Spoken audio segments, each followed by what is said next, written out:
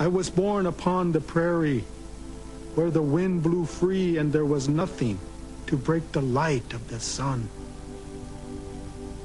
The white man has the country which we loved. We only wish to wander on the prairie until we die. 10 bears. South of the Cheyenne, the Goigu, or Kiowa Nation, lived on lands including parts of present-day Texas, Oklahoma, and Kansas. They were also being pushed onto reservations by treaties and the United States Army.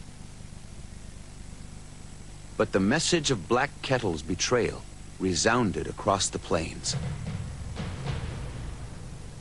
The good Indian, he that listens to the white man, gets nothing. The independent Indian is the only one that is rewarded. Sit daide, Kiowa. To many, the only path open was armed resistance.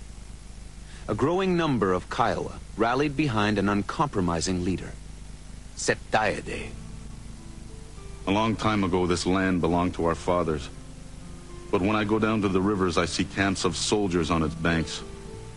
These soldiers cut down my timber, kill my buffalo. And when I see that, my heart feels like bursting.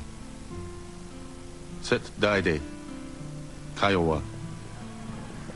Set Daide was a deepening thorn in the War Department's side. In 1871, after leading a raid on a mule train in Texas, he was brought before General Sherman.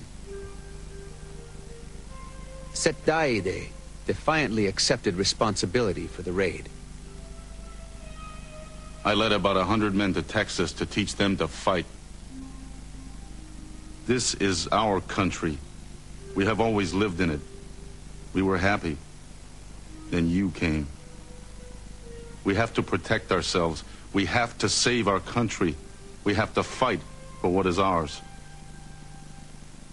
Set Daide was placed under arrest, shackled, and held in the crawl space below a Fort Sill barracks for 12 days. Finally, he was taken to Texas for trial. There, he was imprisoned. It would be 2 years before the Kiowa Nation was able to barter his release by surrendering their guns and horses. When Set Daide returned to the reservation where his people were confined, he found that the money, food, and supplies promised by the government as payment for their lands had not come through. And the lifeblood of the nation, the buffalo, were fast disappearing. Everything the Kiowas had came from the buffalo. Our teepees were made of buffalo hides.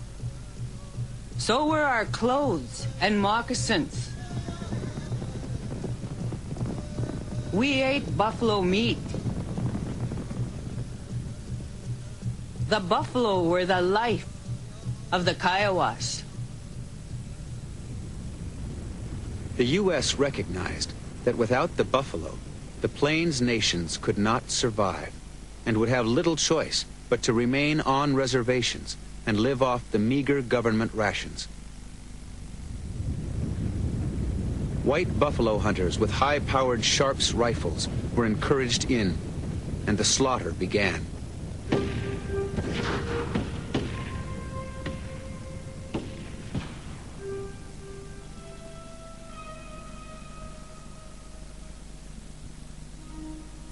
Has the white man become a child that he should recklessly kill and not eat?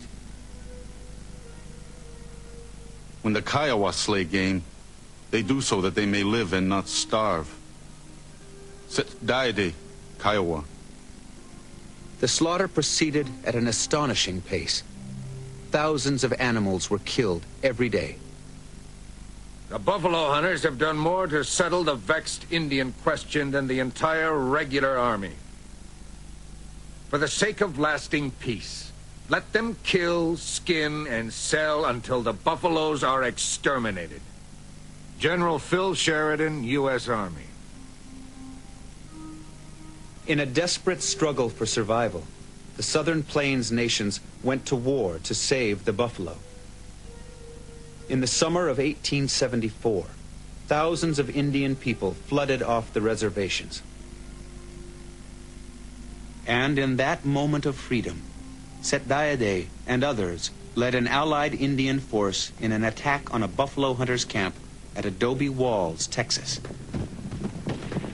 But they were no match for the hunters with their powerful buffalo guns. Defeat was followed by massive military expeditions by the United States Army to force the Southern Plains nations back onto reservations. In the fall, Set Daiade was forced to surrender and was returned to the penitentiary at Huntsville, Texas. Later, it was reported that he had committed suicide by leaping out of a window. The Kiowa believed he was murdered. They killed Set Daiade.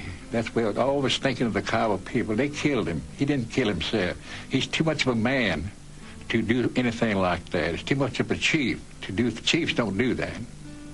By winter, all Kiowa bands had been forced back to the reservation.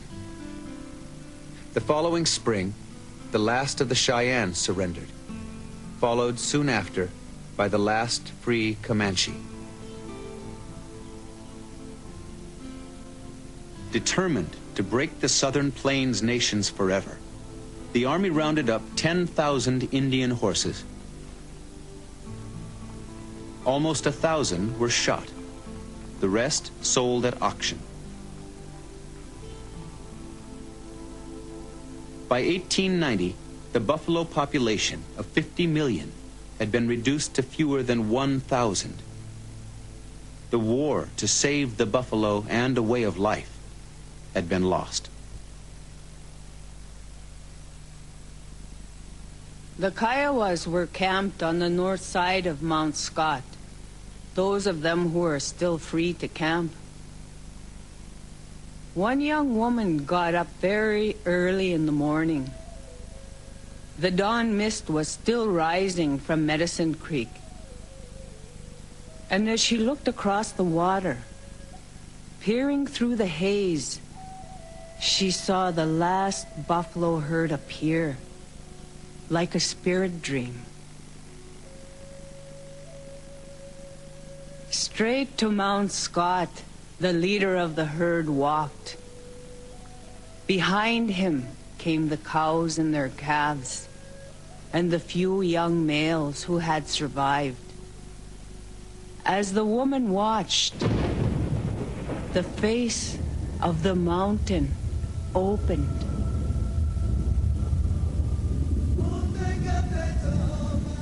Inside Mount Scott, the world was green and fresh, as it had been when she was a small girl. The rivers ran clear, not red.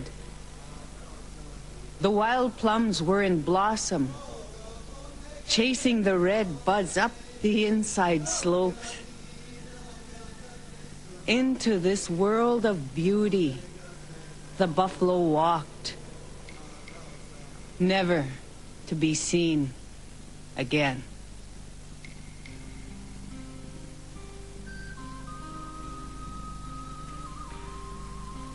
Sometimes at evening I sit looking out.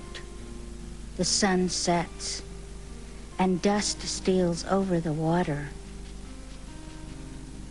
In the shadows, I seem again to see our Indian village, with smoke curling upward from the lodges. And in the river's roar, I hear the yells of the warriors, the laughter of the little children as of old. It is but an old woman's dream.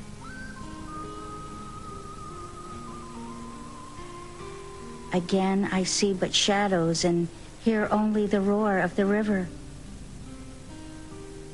And tears come into my eyes. Our Indian life, I know, is gone forever.